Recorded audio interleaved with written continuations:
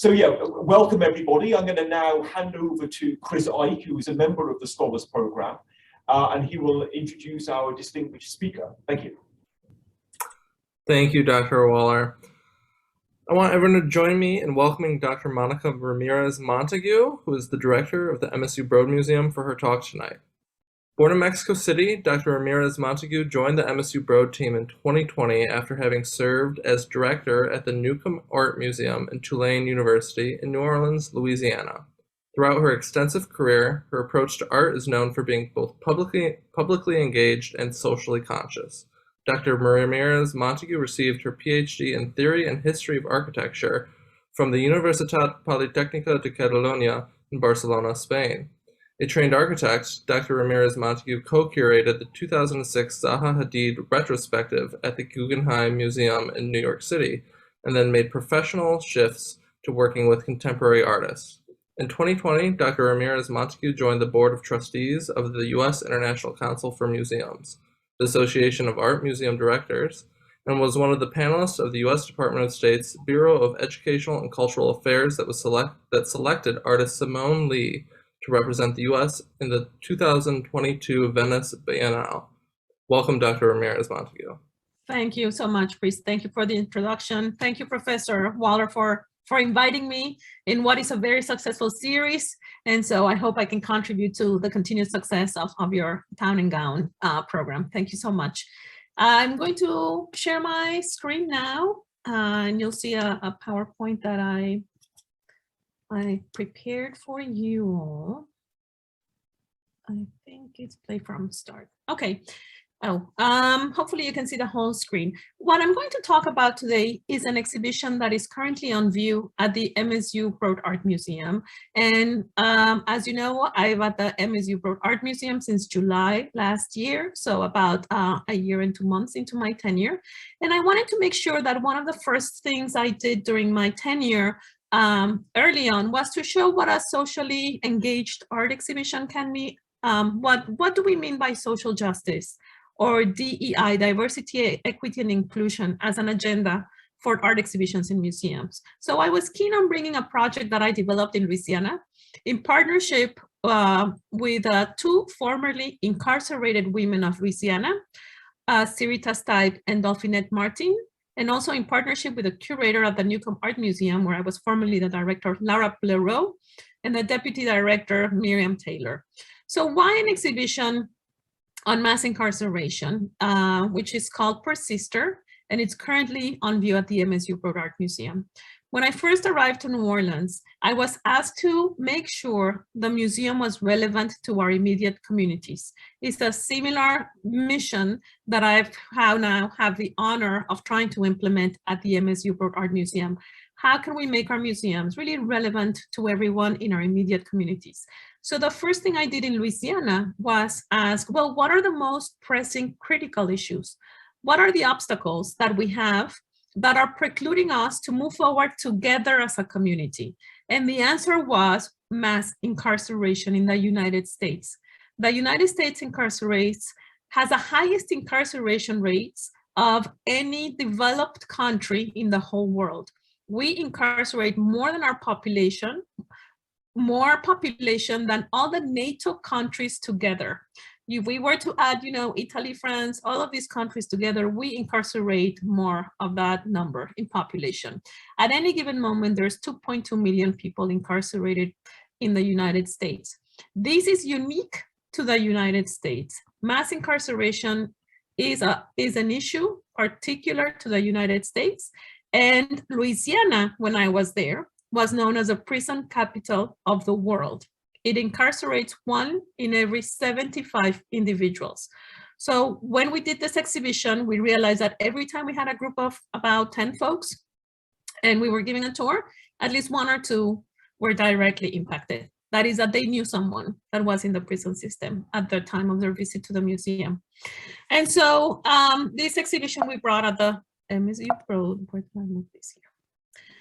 So what we did with this exhibition on mass incarceration in the United States, and why the United, even though we originated it in Louisiana, it actually speaks to the story of the United States, because many of the women that are featured in this exhibition served their sentences in federal prisons, of which we have none in Louisiana, right? So the women would get sentenced and they would have to be sent to other states to serve their sentences.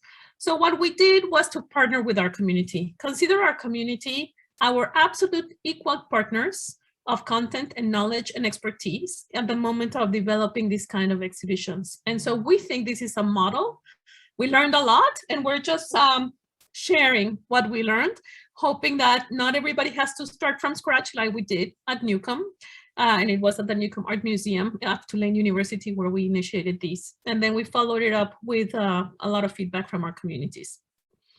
I'm going to play a video for you. It's a short video, but it answers the question of what the directly impacted women. We partner with Sirita and Dolphinette, two formerly incarcerated women. And this video shows a little bit why they feel that partnering with an art museum to tell their stories is something that they felt it was important for them to do. Can you hear well? Can you hear well?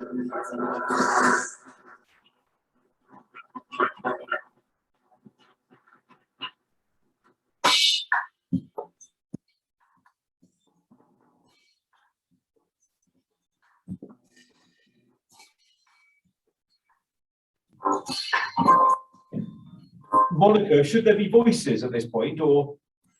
The music, can you hear? Oh. Is there music playing? Can you hear jazz music playing? You cannot hear anything. It's garbled. Oh, then this is not gonna work. Okay, so we're gonna skip the videos. Thank you for the feedback. I'm not really sure. Let me give it one quick try. No, you cannot hear sound. Okay, then we're gonna skip the video.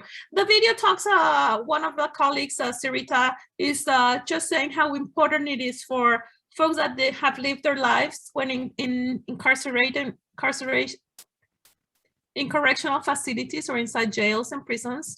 Folks tend to live invisible lives, and how important it is for the non-directly impacted people, the lay person, to understand what happens in those facilities. More so, not in detail, but more so the dehumanizing effect that occurs during the journey of people through their encounter with the justice system. The way that we organized the exhibition is the museum staff interviewed 30 formerly incarcerated women, and we actually asked them what were their circumstances at the moment of their encounter with the prison system. We never asked them what they had done. We asked them, what are the social, economic situation, family conditions that you have at the moment. We wanted to know who these women were and what were the root causes for incarceration. From these interviews, we got a lot of personal experience that actually matched the individual narrative, matched perfectly the data that we were getting from reports from the Vera Institute for Justice, for example, the Sentencing Project. We were getting a lot of numbers and percentages, and our interviews perfectly match what we were seeing in numbers. So the exhibition, what it does is actually humanize, these numbers for us by giving us individual stories of these women. So our research told us that 86% of the women in jail have experienced sexual violence, 77% have experienced partner violence, 60% have experienced child abuse, 60% are unemployed at the moment of their encounter with the justice system, and about 32% of them suffer serious mental illness. And by serious mental illness, we're talking about schizophrenia, paranoia, suicidal. It's not depression. It's actually serious mental illness that could potentially better be served in other institutions rather than the prison system, right? And maybe some mental health institutions. These are some of the reasons why the women that now call themselves persisters, the exhibition is called Persister, as in someone that persists, but also paying homage to the fact that the women talk about each other, they call each other sister, and because they've gone through this journey together and they can identify a little bit of a family resemblance in this kind of journey. So Dolphinette, who is one of the women that co-curated the exhibition with us, says, we want people to understand what brought us here. Every woman or girl that goes to prison has a trauma. we are human, we are survivors, and my crime is not who I am. So for a lot of the women in the exhibition, they do not want to be called ex-cons. They don't want to be called inmates. They don't want to be called prisoners. They want us to put people first. So we say, you know, either women that have been formerly incarcerated or formerly incarcerated women, but people first, because as we saw from the data, a lot of the reasons for the women to have their encounter with the prison system is basically trauma, or basically because the prison system is today catching a lot of individuals that would be better served by other institutions that have been in decline or that have been closing, right? It's not casual that we see an increase of 834% of women in the prison system in the last 40 years, as mental health clinic hospitals have been closing, as substance abuse clinics have been closing. You know, the jails seem to be capturing a lot of that that population. The women are also keen on not saying my crime is not who I am as a person. And I think we cannot relate with the fact that we don't get to define ourselves in general to the public by the worst thing that we've ever done in our lives, right? We generally get a second chance, and it's what this population really doesn't get. Sarita, who is our other consultant, also said, it is important that we are focusing on women because the role of women is not just to take care of everyone else. If you fix a woman, women will fix the world. This exhibition is also keen on presenting the stories of the women, and the women were keen on focusing on women, and not as women as mothers, and that they're valuable because they're someone's mother, or because they're someone's sister, or because they're someone's mother. We see that discourse all the time, you know, particularly in the political sphere, where like we need to take care of women because they're mothers or their sisters or their daughters. Women are keen on saying like we have our self-evident rights to be appreciated just because we're women and not in function of anyone else. So the exhibition focuses on the women. This is a quote by Rontherin Ratliff. He was the first artist that we approached to see if he would create an artwork in honor of the story of one of the Pearl sisters, right? So as I mentioned, the museum staff interviewed 30 formerly incarcerated women, and then we asked 30 prominent artists in New Orleans to actually deploy all their artistic skills for which we had approached them, and suspend their own narratives and discourse as artists, and shift all their skills towards telling the story of one of these women in our own communities. Rontherim was the first one to agree, and Rontherim is directly impacted in the sense that during his childhood, his father was always in and out of these facilities. And so he wanted to be sure to address the conversation, destigmatize this conversation, given that it's like a big population that's being directly impacted, and be able to give back and have a candid conversation about what this implies. So for Rontherim, he said, there are many parallels between chess and life, and this is his piece. And I think if I'm sharing a screen, I'm actually blocking the piece for you guys. But this is a piece which is a chess game piece. It's a queen. It's a black piece of a chess game. And Rontherim says, there are many parallels between chess and life. They're polar battles of race and class, policing strategies, and in this case, queen sacrifice. At 19, Bobby Jean Johnson was coerced to confess and yet maintained her innocence. And after 41 years, she was exonerated and is now free. So just to share a little bit of like the point of view of the artist, which was to create these just remarkable metaphors for what they saw was the journey of several of these women. So about the show, like I said, the show presents the stories of 30 formerly incarcerated women. We were also keen on commissioning visual artists, but also performing artists. This exhibition originated in New Orleans, which is an important center of music and performing arts. And so several of the artists actually were commissioned as music pieces. And there's an important jazz concert created by Victor Atkins from the New Orleans Jazz Orchestra that will very graciously be performed by the jazz faculty of MSU in their opening series as jazz faculty concerts in February next year. So we will be able to see one of these compositions play live from by a very talented group of faculty. So Persister brings to light the myriad of issues facing our community, resilience and perseverance, and informally educates our visitors on mass incarceration. And so the objective is to actually map out the system of mass incarceration and see where we have points of crisis, and just let the audience, the visitors, just decide on their own, you know, what do they think are the points where they can personally intervene. Why this exhibition? Because Louisiana is a prison capital of the world. Why women? Why did we focus on women? Because the incarceration of women has grown 834% over the last 40 years. Women have certainly not changed 834% in the last 40 years. There's been a change in the system that has particularly impacted women, and particularly women of color. So the exhibition looks at that and unpacks some of those changes in laws, changes in sentencing, changes in criminalizing activities that were previously not criminalized, and just shares that with the audience. And so the exhibition, like we said what is going on, and it speaks here a little bit like the numbers that I was giving you before. This is what's going on. 82% of the women in the prison system are not there for violent offenses. But even if they're there for violent offenses, we need to keep in mind that a violent offense can be done to property, right? Can be done to a facade of a building, to a car. Not necessarily is violence against another human. 21% of the women are there because they didn't pay for their traffic fines, which in Louisiana can get you in prison, because they missed their probation and parole meetings, because they are public order offenses, you know, they get too loud in the public sphere.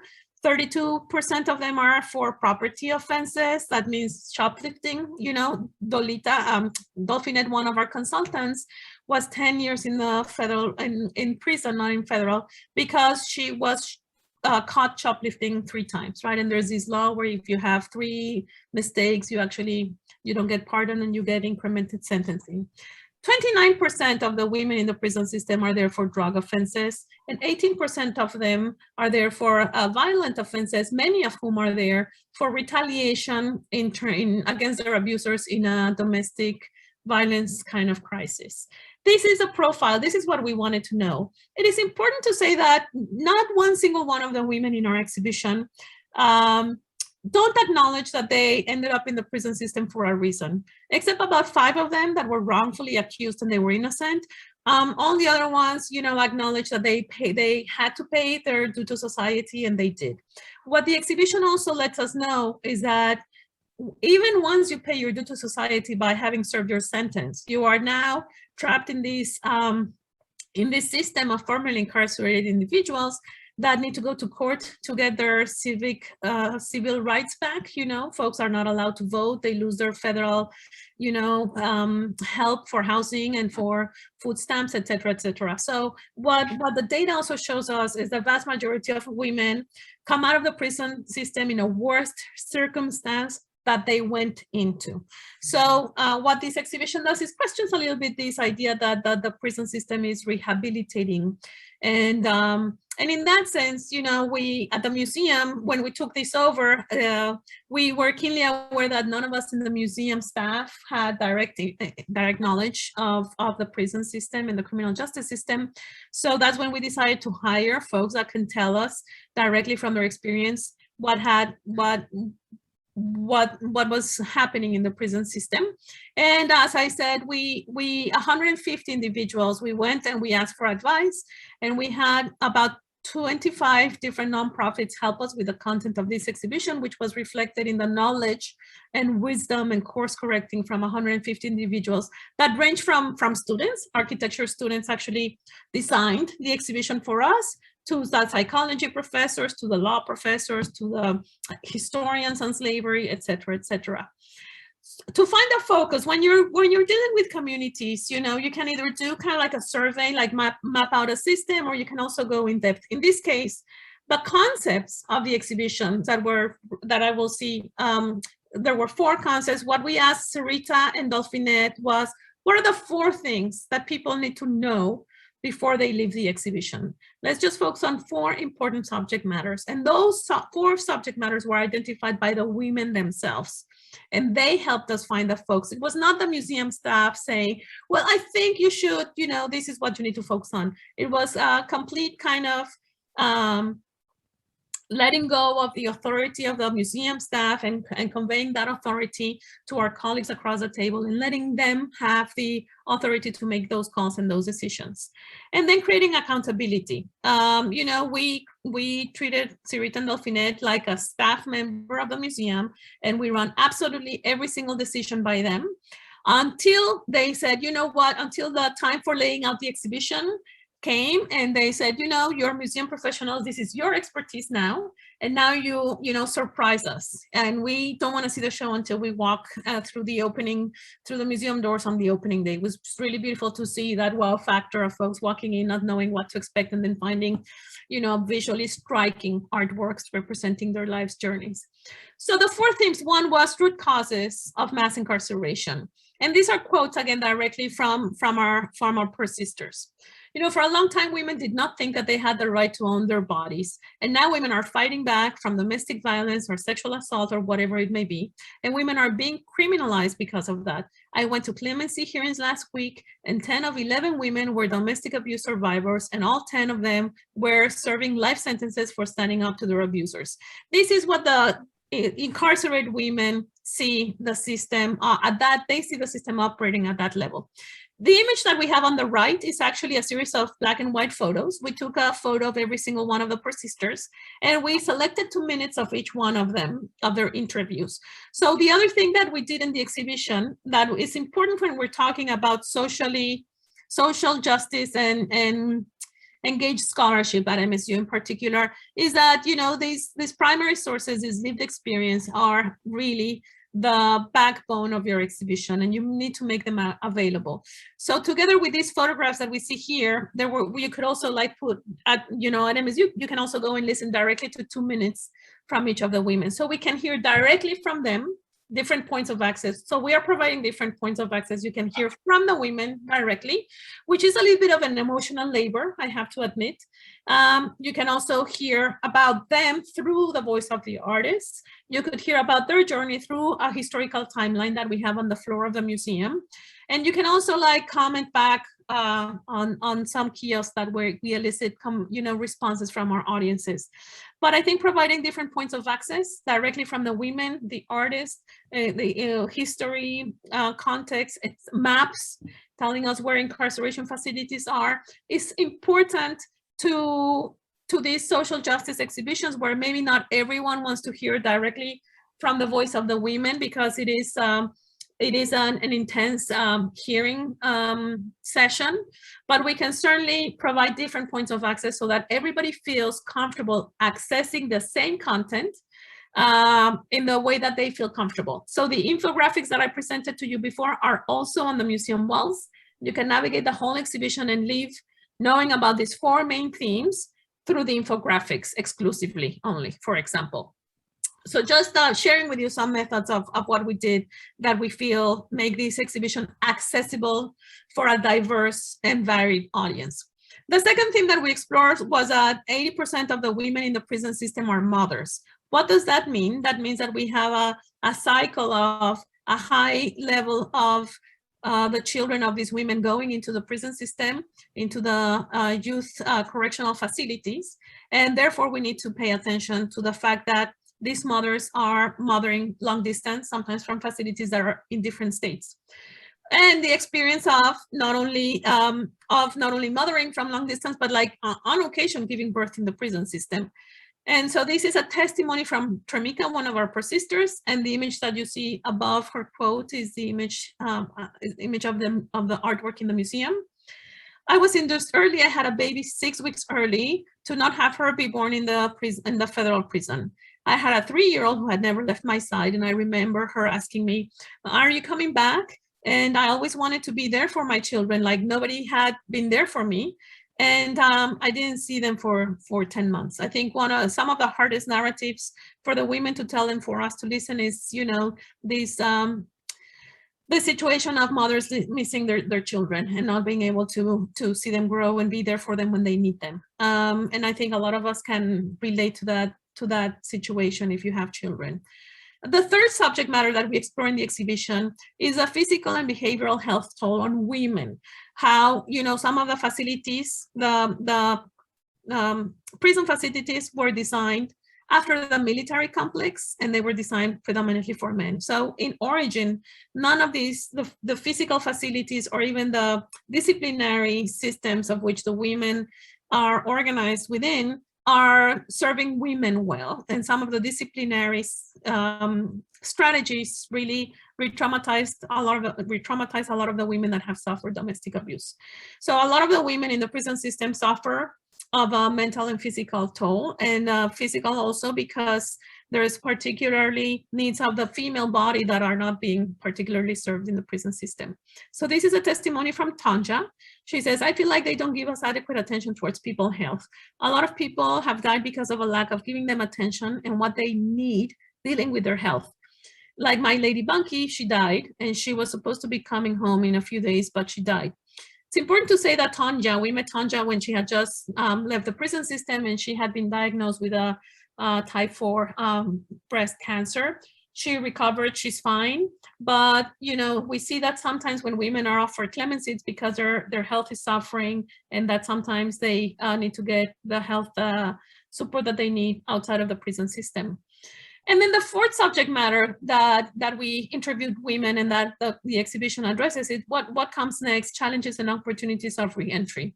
And this is a testimonial by one of our pro-sisters whose life journey has been represented in this very New Orleanians Mardi Gras Indian suit. It's a tradition of Black folks in New Orleans, in those communities, and they are paying homage to the Native American communities that helped them escape slavery. And there's the Black communities come together in different tribes and they perform certain rituals and in dates that are important for them. They build community that way. And one of the Mardi Gras Indian queens approached us and said that she wanted to contribute to this project by doing a Mardi Gras Indian queen for one of the pro-sisters. And that pro-sisters is Zina. That pro-sister is Zina. And Zina said, each time I went to prison, it didn't better or help me. It just showed me a different way to hustle. And I didn't know about no reentry. They gave me 4 flat years, let me do them 4 years, and then put me out. And then they left me with the words, oh, you will be back. A lot of the women, and I think for a lot of the folks that are not really familiar with the incarceration system in the United States, the big surprise is really the challenges of reentry. And those challenges, as told, you will see in the exhibition, you know, some of the women coming out of the prison system receive a check for $20 when they leave the facility, and they are wearing the clothes that they're wearing. And then they put them on a bus, maybe at midnight, whenever their paperwork came through. They come to New Orleans Center, if that's New Orleans. They arrive at 2 or 3 in the morning where they've been, you know, they've been distancing from their families. They have no one to receive them other than folks sometimes that are there to be predatory. In any case, for example, when they get a $20 check, you know, a lot of the women don't even have birth certificates or an identification that they could go to a bank to cash those $20. So even the money that the prison system gives them as they are released, they really don't have the opportunity to cash into that opportunity. So things like that, details like that that are described in the exhibition. So the museum reached out to, so those are the 4 things that we're looking into the exhibition. The museum reached out to prominent artists and musicians in New Orleans and asked them to deploy their artistic skills towards telling the story of the women.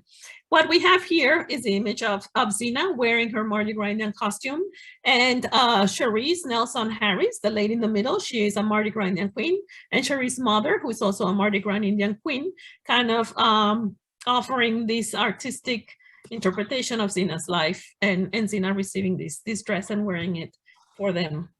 The other thing that we did was actually, it was not the museum staff, and it currently is not the museum staff, the ones that are giving the tours of the exhibition. It is basically the community, those 120 individuals. And in the case of our show here at MSU, we partner with 88 individuals locally to help us see through these mass incarceration exhibitions, of which we did several projects specific to Michigan, as to be in dialogue with pro-sister.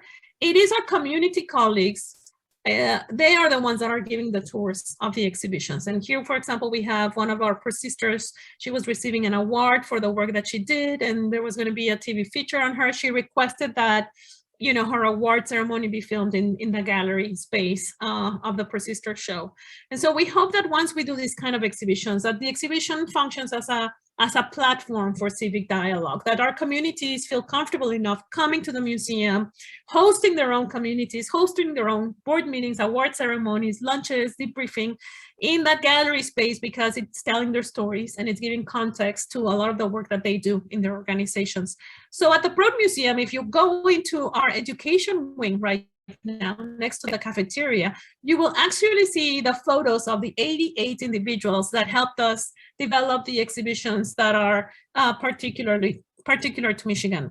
And not only to pay homage to wisdom and the experience and expertise that they brought to the project, but also for folks to identify them in the community and be able to get further engaged, right? A lot of folks would want to know, well, what can I do to change this? Well, go to our education wing, you will be able to see, you know, 88 of our folks that are dealing with these issues, and we can always, you know, give them a helping hand.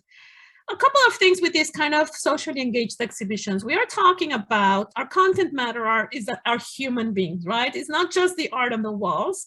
That actually comes second to the content of the exhibition. And in a lot of these exhibitions, the work behind the scenes, building trust with the directly impacted community, building trust between that community and our campus experts, building all that trust with the museum, figuring out how we're going to work together is actually the most important part of these exhibitions. Once we get something on the wall, then the success is already there, right? The buy-in has already taken place.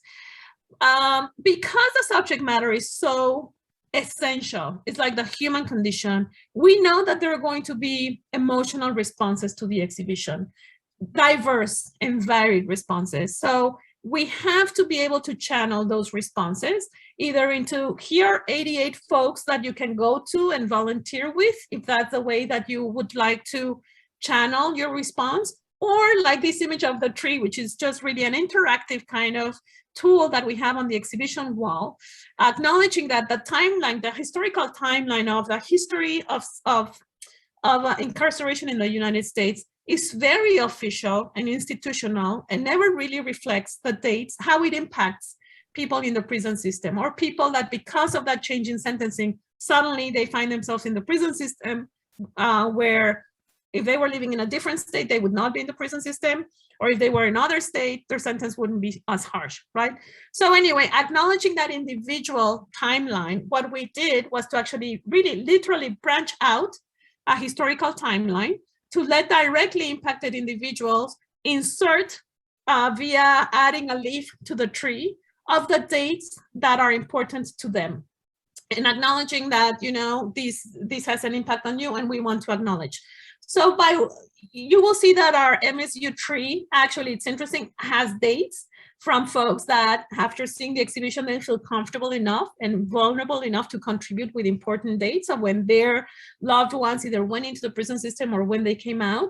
But it's also turned into a little bit of a COVID memorial, I have to say, which is really good because these are actually healing tools. Like, we know we're doing a good job when folks actually feel encouraged to participate with this kind of very emotional kind of information to share publicly. We also, as you walk into the MSU Broad Art Museum, the second floor, you will see that there's like a cloud, a cloud of like white envelopes hanging where you can actually write a message, put it into one of those white envelopes, and we will make sure that people in the prison system receive those messages. And that we have, you know, not our activity cards, but that we have in our education wing information of folks that can give you more information. And so, you know, what's the response of these exhibitions? You know, what's the impact? We have been receiving a lot of messages from students letting us know that this has been just really a very important transformational kind of exhibition that they actually did not know, right? And that they were highly educated and that they didn't know how much they needed this kind of exhibition. So while yes, It's a little bit of an emotional exhibition because we're talking about the human condition of our fellow community members. Our community is transformational, educational, and what we've heard is that it's necessary. At an institutional level, we've seen diversity increase. We've seen a lot of engagement. At MSU, we have already about 45 faculty members requesting special tours with their students. And we've had, for example, the opening reception at the museum doubled already our normal attendance numbers for exhibitions. I was gonna play another video for you guys, but since it's not working, just let you know that this is a video about one of our persisters that, as we interviewed her a month after she came outside of the prison system, she actually died of health issues during the run of the exhibition. And these health issues were hepatitis C and kidney problems, you know, and she was a persister called Bobby Jean Johnson. This is a video that pays homage to her life, because had we not done this work with her, had we not interviewed her, and the artist Ron Therim, and her piece is the Black Queen piece of a chess game, there would be very little documentation of Bobby Jean Johnson's passing in this earth. You know, she went to prison at the age of 19. She was actually given clemency at 60, and then she died a year after she left the prison system. So what we have is basically the in-depth documentation of one of these lives that would otherwise be somewhat invisible to us. And it's just the video does show Bobby Jean responding to her sculpture, thanking the artist, thanking the sculpture, and thanking the museum for doing this job, telling her story. But she's also, at the end of the video, she just says, you know, I just forgive everyone. You know, she was tortured to confess to the crime. She always claimed that she was innocent. They were able to demonstrate that she was innocent. So she went 40 years in prison while being innocent. And she just forgave at the end of the video. She's like, I love my life.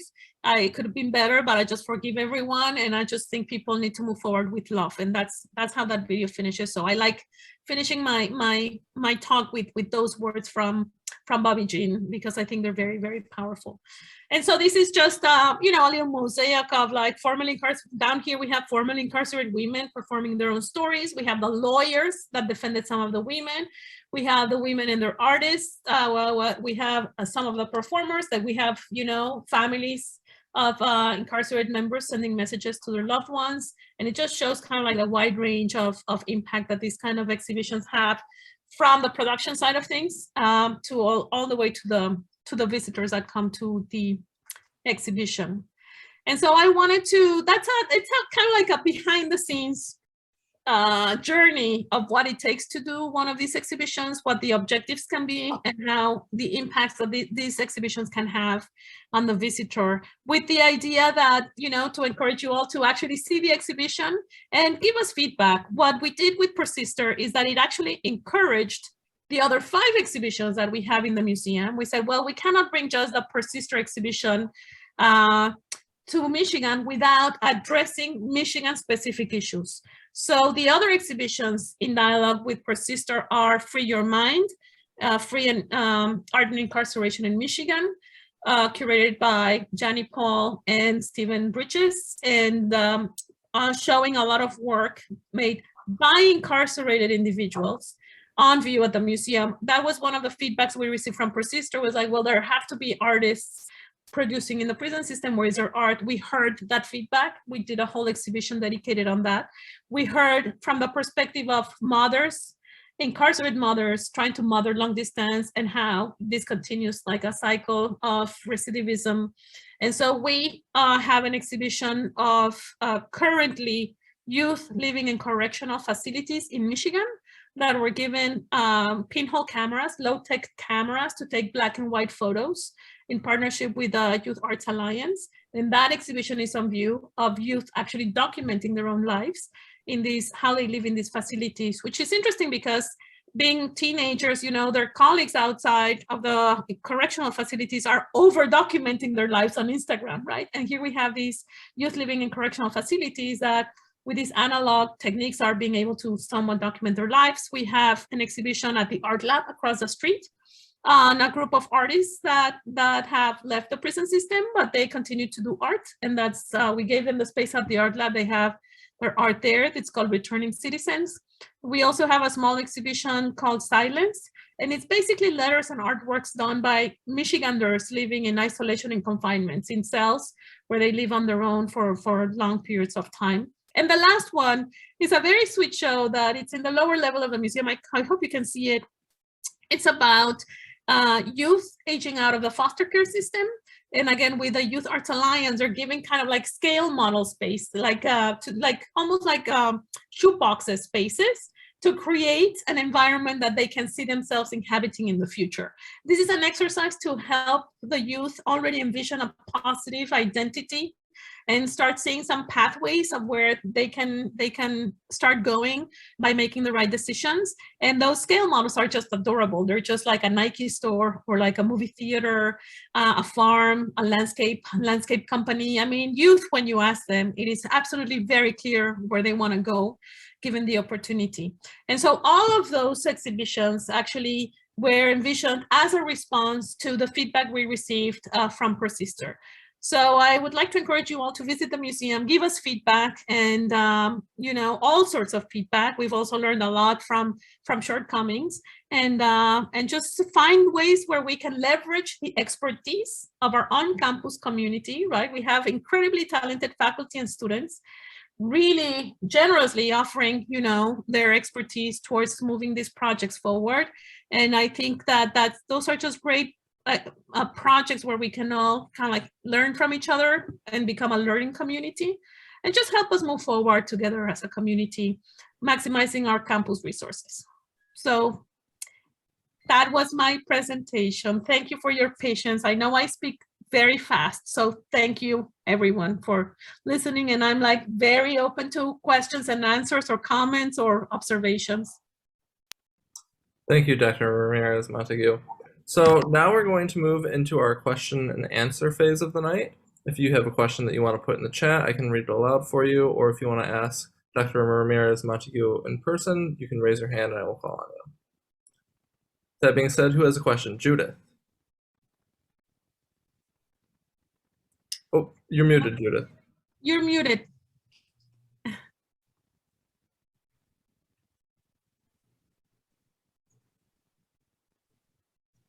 Yeah, here we are. Yes.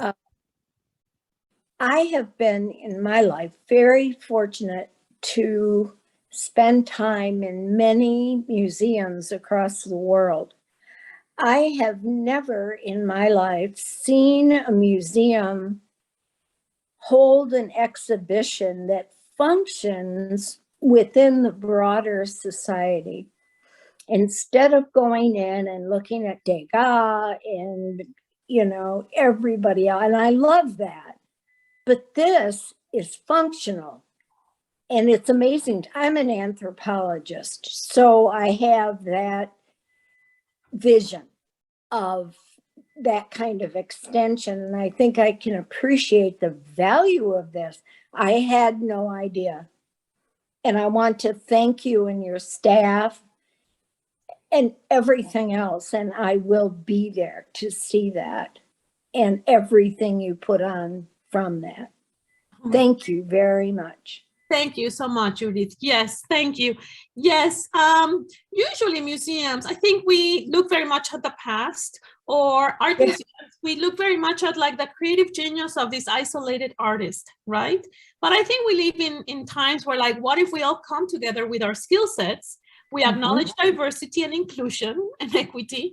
And what if we put that into action to the betterment of our problems of the 21st century? I do think that goes very much in line with the new strategic plan of the university, right? Where we are creating, we hope at MSU, we are creating future leaders of the global world that will be impacting Michigan, right?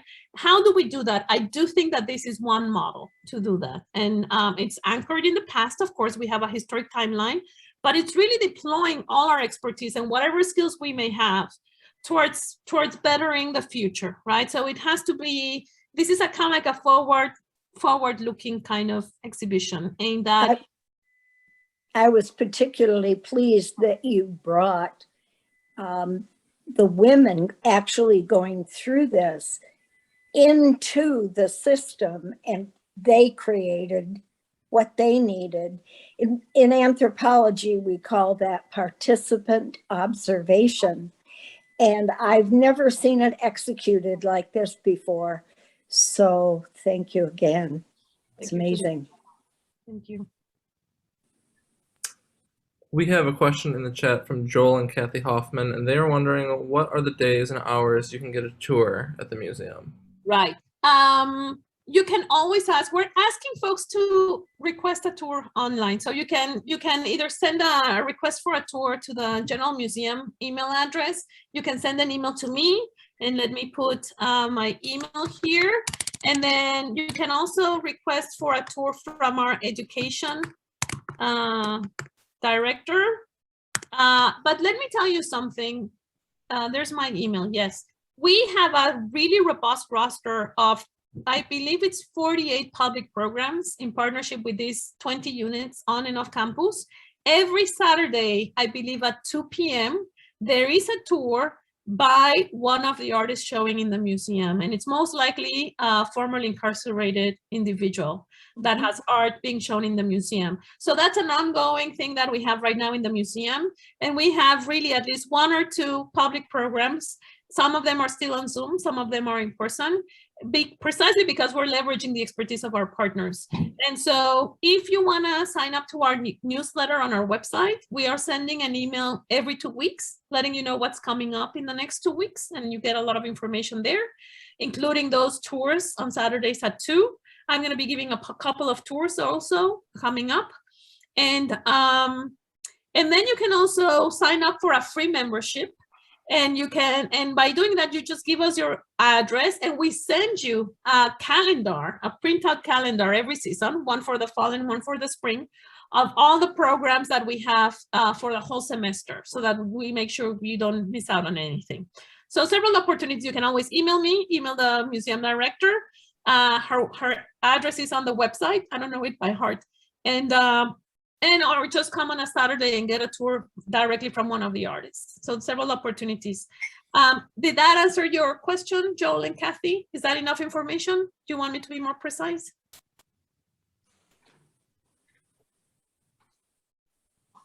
Anyway, you can always email me and I'll give you as much information as you need. Other questions? This is from Marianne, and she said that she just wondered if the documentary filmmaker Rudy Valdez of Lansing, Michigan was known to you. His film, The Sentence, won the People's Choice Award at the Sundance Festival a couple of years ago. HBO now owns it. It was the story of his sister's incarceration in a federal prison and how it affected her extended family. She was pardoned by President Obama.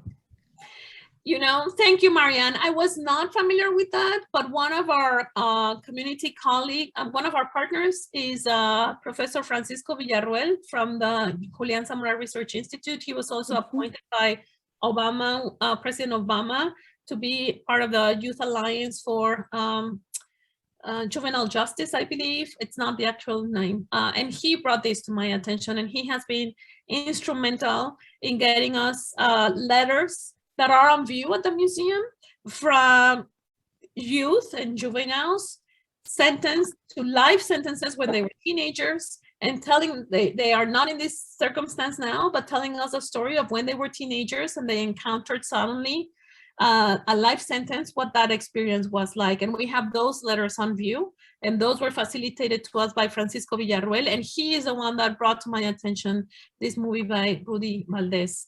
And needless to say, I hope that this is I'm not sharing a screen. But I hope that this is the first of many programs that we do and many exhibitions. I do think we need to revisit this subject matter at least once every 4 years until it is not an issue, and that we will be able to build our awareness, build our education, and be able to incorporate all of these knowledge and information like Marianne just brought to my attention, so that we can continue building our content and our knowledge base. Because one exhibition, one-off it's just not enough, right? For these subject matters that we really need to see deep awareness, and that as you do the exhibitions, more artists and more content keep showing up, which is how we did 5 more exhibitions before besides Persister. So we're taking note of everything that's being told to us, and we will certainly use that for follow-up programs, or maybe even perhaps follow-up exhibitions in years to come. Thank you. This question is from Jennifer Banks and from someone else. When will your exhibition go after it closes, and when will it close? Yes, it closes. All of them close on December 12th. And actually, I would like to encourage you, if you have not, if you by December 12th, you've not been able to go to the museum, to visit on December 12th, because I've asked all these 88 individuals that helped us create these exhibitions to actually join us on December 12th and kind of like be there available for people that want to meet them. So we will have kind of like a closing celebration on that day. It closes December 12th, and the Persister exhibition will then go to Syracuse University. I believe after Syracuse University, it will go to New Hampshire, and after there, it will go to North Carolina, to Myrtle Beach Museum. I don't think it's North Carolina. It's in one of the Carolinas. And it will continue to travel as it's requested by other university museums. The Persister exhibition, the artists donated all the art to the Newcomb Art Museum of Tulane. So the whole exhibition is owned by Tulane, and they can actually travel it as much as it needs, because it's all together, it's already in a packet. One thing I have to say towards social justice is that all the women were paid for their interviews and all the emotional labor that they went through. Many of them were asked for the first time ever in their lives, what was their situation? Like, nobody had really asked with care, what was going on, and without judgment. And so that implied a lot of emotional labor for many of them. It was the first time they had told their own stories to anyone that was very willing to listen. And we also paid the artists when we commissioned them, and we wrote special contracts with the artists that if they ever sold their art, 20% of those proceeds needed to go back to the Persister that had inspired that artwork. Most of the artists donated the art to the museum collection, and a handful of them actually sold the art back to us, the museum that had commissioned them, because precisely they wanted to make sure that some of that 20% fee went back to their Persisters.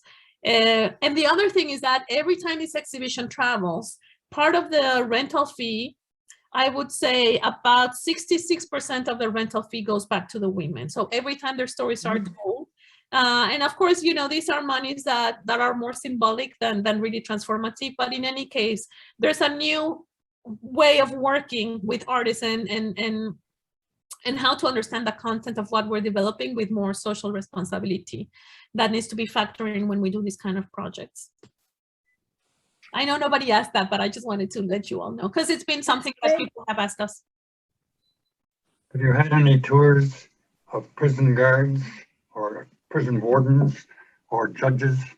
Yes, there is a panel, and I should have brought my calendar with me. There is a panel, and I hope it hasn't yet passed, organized by Professor Emily Smith, where she's actually bringing a public defender, a district attorney, a sheriff, and a directly impacted individual on a panel. And I don't have the information, but who's asking? Because I can send it to you like later today. I'll send it to John and John. That's Joel and Kathy. Joel and Kathy, I'll try to get your information.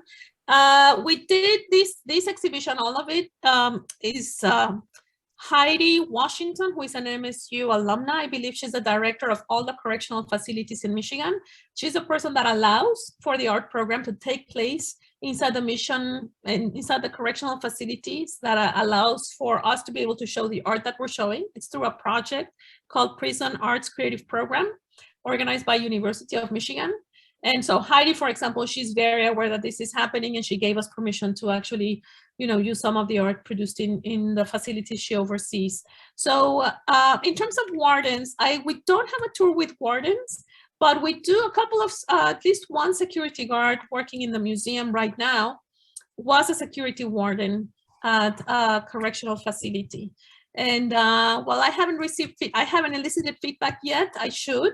I do have to tell you that at Tulane, for example, the policemen one of the police women that was the weekend police assigned to the museum had been a correctional facilities warden, a prison warden, and she actually knew the women on view, and she was just really surprised to see women that she knew being, highlighted in the art museum, and she was delighted. I mean, there's these are worlds that are become familiar. These are communities that have to learn how to live with each other, and having a terrific warden is life-changing for many of the women.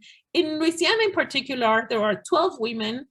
When Katrina happened, the women's facility in Louisiana flooded up to the neck.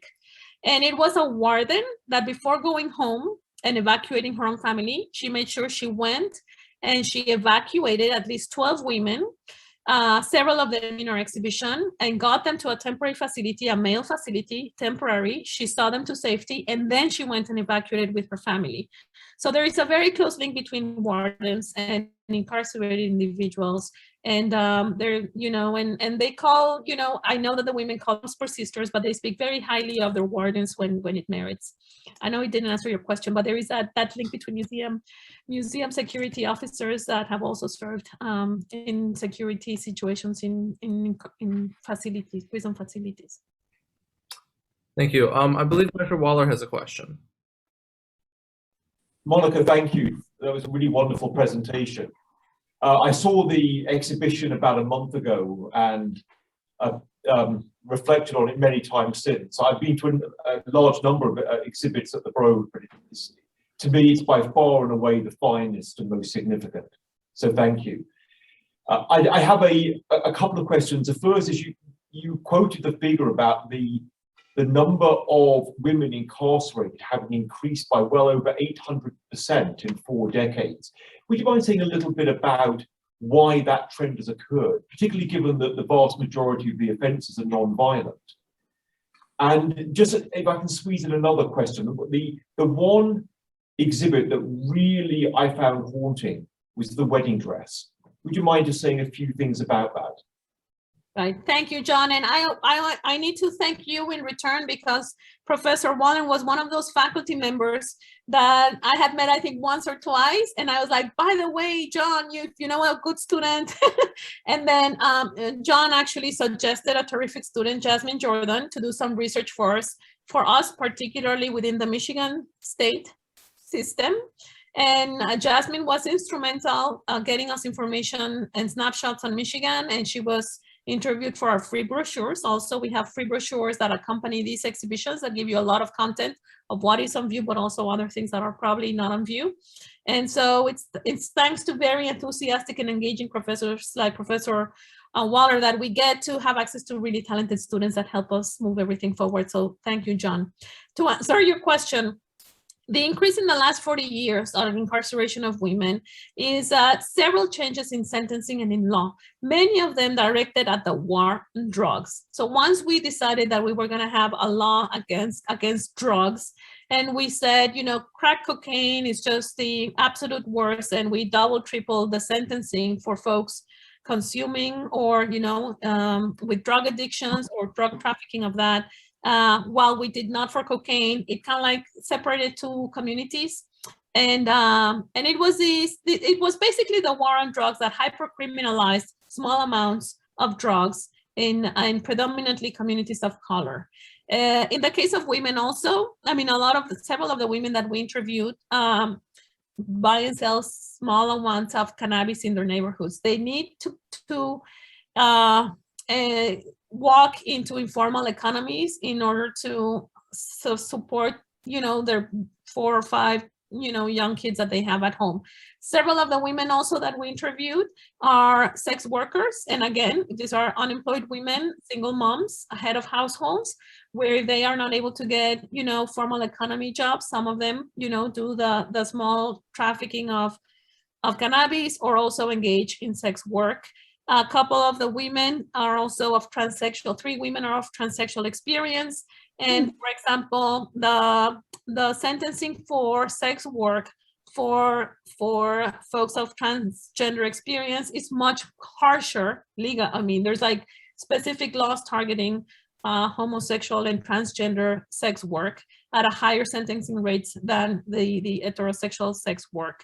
Laws in domestic abuse, for example, several of the women we interviewed, there's domestic abuse laws, for example, in Louisiana. If there's a domestic dispute, someone calls the police, the couple that's disputing needs to solve their issue right then and there, or the police actually book them both. They take them to a station and they book them both.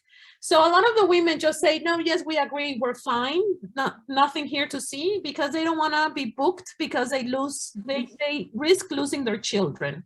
There is a law that was under the Clinton administration that any child that's been more than 12 months in the foster care system can be adopted away from their parents. And so a lot of women know that if they get booked and if they're in the system, they may lose their children. So they decide not to. And then that escalates a domestic situation. So for example, in a physical fight, you know, if a man were to hit a woman, that's a misdemeanor, but it's a misdemeanor. What's the other one? That's it. And then, but if a woman were to grab an object and fight back, that's a higher offense. I can't remember. Misdemeanor. What's the other one? I'm blanking on the felony. Right.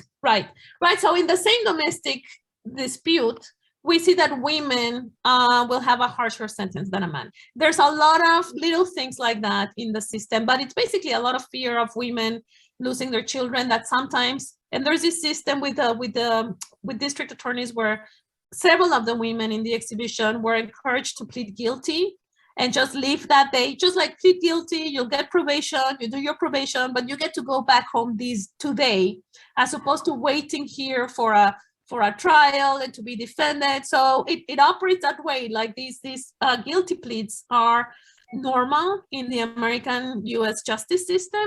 And a lot of folks plead guilty, not realizing that if you plead guilty, now you're in the system, and anything that happens after there puts you in a more critical situation where you can be incarcerated up to 10 years for shoplifting 3 times, right? Because you plead guilty. So it's a lot of details, but certainly such a myriad of details that are actually not well known by the directly impacted folks at their moment with the justice system. The justice prevails these kind of mass incarceration. In Louisiana also, for example, if you don't pay your traffic fines, you can go to jail. You know, so you can go through a red light, and if you haven't paid your parking fees, like the police can stop you there and book you and put you in jail. And once you're in the system, even if it's for traffic fines, you're in the system. That's your first mark, you know, 2 more of those and you go in for time. And so it's a really harsh sentencing system. There's also in the war against drugs, there was a lot of discretionary sentencing that was taken away from judges. And you hear that a lot in Louisiana, where maybe a judge understands the poverty and underserved communities and racial tensions in Louisiana, in New Orleans.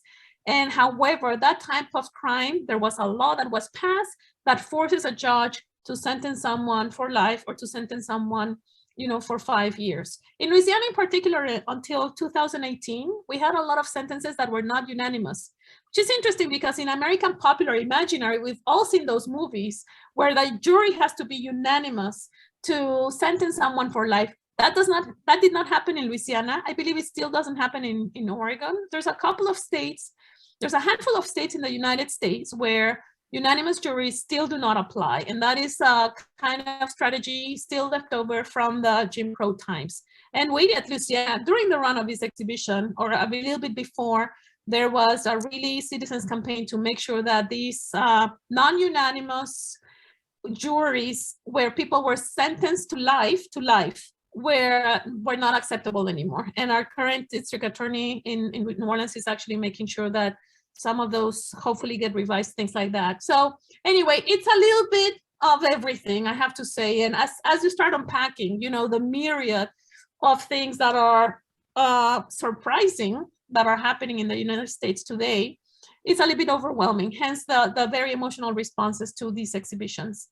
And rightly so, John, one of your responses to the wedding dress that we see in the exhibition Free Your Mind is from a currently incarcerated artist who just knows that, you know, being sentenced for life, she may not be able to come out of the prison system and get married and have children like she always thought she was going to. But nonetheless, she has not given up on that dream. And in the prison system, she crocheted a whole bride's dress for her, and just materializing some of those ideas that that, you know, as humans, we just cannot never let go of hope and of dreaming.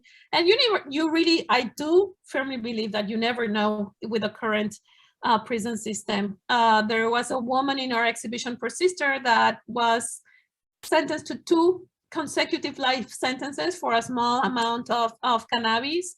And her family requested President Obama for pardon. He declined, and the family requested a second time, and he agreed to that clemency. So suddenly a woman that had been sentenced for 2 consecutive lifetimes, already denied clemency by President Obama, suddenly one day she gets clemency and she gets pardoned, right? And so I think those are the kind of stories that allow for someone to still crochet, you know, create a wedding dress for herself, because I think you really never know, for one. And second, you have to have that you know, that hope to get you through your days, and not take away your humanity. I think ultimately what folks in the prison system fight every day is to keep their humanity intact, which is every day a challenge. Thank you. This is a question from Jacqueline Urban, and her question is, have you ever heard of Shaka Senghor? He's a formerly incarcerated male born and raised in Detroit and in prison in Michigan. He has a moving personal story to share. TED Talks features one of his presentations known as Why Your Worst Deeds Don't Define You. I have heard of him. Several folks have brought him to our attention. We have not been able to work with him yet, but he's on the list of folks that we want to, and he was also on the list of folks that we wanted to bring and give a tour or give a talk.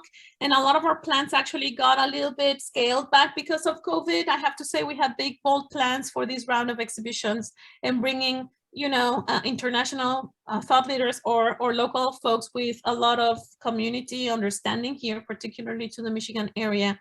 And we had to scale back, but we have, and he's on our list of folks to engage for the next round or to continue programs. And we're also thinking now to do some sort of follow-up in February when the jazz concert takes place, and see if we can take that opportunity in February that there will be a jazz concert telling the story of 2 of our persisters, to see if we can do a little bit more programs. And so I'm taking notes on all your names, and maybe I can follow up with a special program at that time. Thank you. Thank you. Kent Workman just wanted to comment that this was fantastic and that he is a part of an artist circle, or part of an artist circle, and we will be coming to see the exhibit. The group will. We've kind of talked about judges, legislators, and police, but Joel and Kathy Hoffman wondered if you've invited legislators, judges, police chiefs from... Yes. Oh, yes. I'll find out that yes. And I actually, I am doing that through the Office of Governmental Affairs of MSU. I did get a letter from Elise Slotkin as soon as I arrived to MSU, a handwritten note, her thanking me for what we do for our community. So needless to say, I'm reaching out through MSU's governmental affairs, and we are reaching out to all our elected officials, senators, absolutely everyone that MSU, a lot of, you know, has engaged with, which is absolutely everyone. And we have a couple of dates in late October where we will be blocking 2 days for all the elected officials that want to come visit the exhibition to take tours with me. So we are, I'm not really sure who has replied yet, but we're actively sending them. And that is because you know, in New Orleans, we had the former mayor of New Orleans, the current mayor of New Orleans visit the exhibition, the president of the city council, other members of the city council, the current district attorney visited the exhibition. The judges, very important, like the judges, 4 judges of the juvenile criminal court in New Orleans suspended a full day of activities and sent all their staff to the museum to do an empathy and compassion training. And that one, we had parole and probation officers, as you know, getting to know the women, that some of them whose children they are managing. And we actually invited, you know, former incarcerated mothers to talk to the parole and probation officers about their children and the challenges that their children were going through when their mothers were incarcerated. So that was a really important activity. So because of that kind of level of engagement from folks working inside the criminal justice system, we are keen on making sure we reach out to all those folks currently through the exhibition. So because we are able to go until December, we're doing those invitations now. But that's interesting because this exhibition, we were targeting representing the lives of individuals that remain invisible to many of us, right? Like serving the underserved communities, telling their stories. That was our target, and to do well by them, right? Accurately, as I said, you know, they assume the responsibility to society. This is not glorifying anyone, but accurately representing their stories. And we saw that a lot of the folks that were coming to the exhibition were the judges that had defended them, that had no idea they were going through those challenges during re-entry. They had no idea they were going through some of the issues they were going inside the prison system. So we saw a lot of our visitors being judges as well. And in one occasion in New Orleans, because we were getting like everyone in the room, like we would do like these brunches with everyone in the room every 2 months. At some point we had a woman, you know, one of our persisters and the judge that had sentenced her for 3 years in the same room, and that played out in front of us, where one of the women stood up and said, like, Judge Johnson, you know, I'm a woman that you sentenced for 3 years, and I have to thank you. It was not the best experience of my life, needless to say, but it didn't pull me out of a vicious cycle that I would have never been able to leave had it not been for that. Like, that was playing out behind the scenes for this exhibition. But there is an absolute interest of folks inside the criminal justice system that they know. I think many of them understand the complexities of the system and perhaps the need for reform, and they are they understand, you know, and they are keen on seeing and learning more of what their role is in a system, and how we, the layperson, are understanding the system from afar. Jennifer Banks is wondering if you could talk about the age range of the participants in the exhibit. That is a very good question. We had a wide range. We have a wide range. You know, some of our, I mean, right now we have from kids in foster care, and while it's not really fair to bulk in youth in foster care with incarcerated individuals, they're completely two different communities and different situations. What is true is that if a kid in the foster care does not find a family that can host him or her, that kid is actually hosted in youth correctional facilities.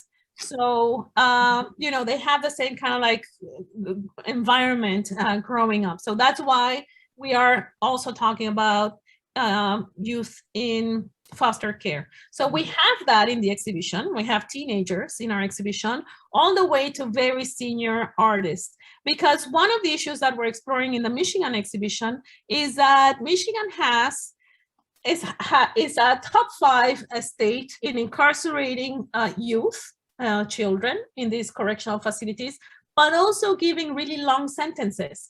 So what is happening is that we have senior populations in the prisons where, you know, the younger residents of the facilities are actually taking care of the senior elderly incarcerated individuals. So we have an aging population, and they will have a lot of medical needs. And now that these courses they're getting these needs, you know, met, or is there a point where we should just, you know, let folks go home and allow for their families to take care of them? So we have an aging population in Michigan, and also in Louisiana, but particularly in Michigan. So the range is wide and vast. In Persister, for example, we had some of our younger persisters where Shy Parker stopped also for some traffic fines, and the boy he was dating, you know, got in trouble as well, and she was there. So she got in trouble also just by being there, the conspiracy kind of sentencing, where if you're just there, and you know about it, you get the same sentence as if you were the perpetrator. That's impacting a lot of women as well. And so Shy was 21 years old, and she already had, you know, a record that she's trying to get expunged, for example, at 21. So it went from 21 to senior women, you know, about in their late 60s. I do think, I'm speculating here, but I think the healthcare in the prison systems really does not allow for the lack of healthcare support does not allow for like incarcerated people to live, up to 80, things like that. And I think what we see is a lot of folks just being 60 and 70 years old, and that's about it. And this is me speculating, but that's based on some of the folks we've been interviewing. Thank you. Did I answer the question? Yes, thank you. Okay, welcome, Jennifer. I just want to point out that Lead Michigan commented 2 names in the chat, Efron Paredes Jr. and Barbara Hernandez, as 2 potential voices for incarcerated individuals from Michigan. Thank you. Let me write that down. Are there any final questions for Dr. Ramírez-Montagut?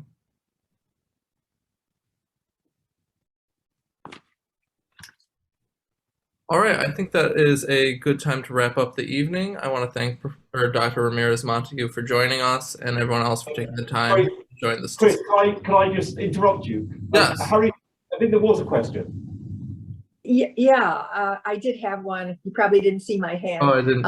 Sorry. Yeah, it's Hari Kern. Thank you so much, Monica, for your wonderful presentation. Every time I hear you talk, I learn more and more. It's just great. This exhibit is wonderful. One thing I don't think I've heard about, maybe you mentioned it, but what is some of the feedback you've had from women who have been incarcerated about this exhibit in Louisiana and then here in our exhibit here? Thank you, Carrie. Harry, the women, I think it takes a while. Like the first impact, the first response to the women was, why are you interested in me, right? Like after a life of neglect and being ignored, basically, why suddenly, someone like Tulane University or the MSU Broad Museum from Michigan is interested in my story, right? That's the first initial response. I think that as they see their stories play out in these environments and people being genuinely curious and not judgmental, I think their own perception of their own life story changes. And what I have seen in the Persister women, like we first installed this exhibition almost 3 years ago, right? And the process started 4 years before. It took me 4 years to pull it off. So it's been like almost 7 years since I started, talking to my colleague Siri Tendolfinet, where there was a high level of like suspicion, right? What has played out is that the women have realized, and I have seen them, from the opening at Tulane and how they told their own stories, to the opening we had at the Ford Foundation in New York. And the Ford Foundation actually presented the funds to bring as many persisters as possible. Not all of them were available, but I think we brought about 15 of them to the opening in New York City, to the reception, right? And in the reception, I was like, well, these are the persisters and they're here to tell their story. We're gonna hear from them. All of them, the 15 of them, use their platform to highlight a couple of issues from their own personal stories. So it was not even, let me tell you my story. All of them had already prepared a pitch for some sister that was still in the prison system, right? Or for nonprofits that they were supporting, that some of their colleagues were supporting. So it was beautiful to see, the kind of like professionalization, if I may call it like that, of their own narratives, because they have found agency. They realized that by telling their own story, when they realized that there was genuine curiosity and that the public was actually being educated by their stories into what's happening into this system that pertains to us all, because we all vote for our local elections. I think they found their agency, and I think they found that it was that this kind of responsibility to give back, even though they're still fighting for their own pathways. They all made a pitch for a nonprofit or for a persister or for a cause, for a clemency cause, or for a pardon that they feel was necessary in coming and right to the, And so that's the 360 that I've seen in all of them, from not wanting to participate in these official channels of communication, such as a museum and a university, to actually using that platform to leverage and speak for the other. I think if anything, I think they understood how important it is for them to tell their own stories, and for them use that platform to the betterment of folks that do not have that same voice, or they don't have the ability to have this platform for their own voices. So that's actually beautiful to see. I think they also saw, and I give long answers. I think they also saw the beauty of the metaphor in art. I think that they learned also that telling your own story in a candid, straightforward way is very, very strong. But they also found that they could also resort to metaphors, and beautiful metaphors that were inspiring and beautiful. It had like visual impact to tell things that are, complex and challenging, but that I think they all had this appreciation for the art and what art can do, well, bridging difference and addressing complex subject matters. Thank you. Do you have a response?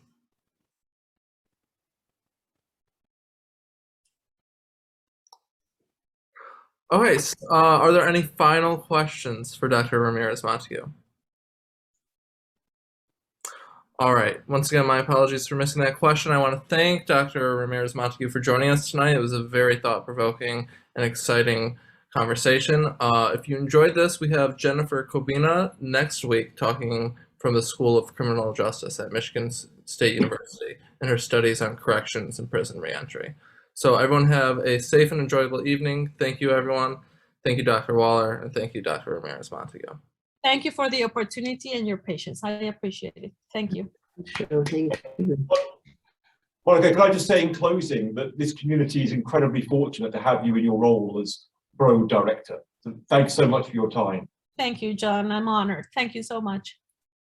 And very last word, I've just put in the chat box a link to the book written by Dr. Jennifer Kobina, who will be presenting on next Tuesday. So please get a copy in advance.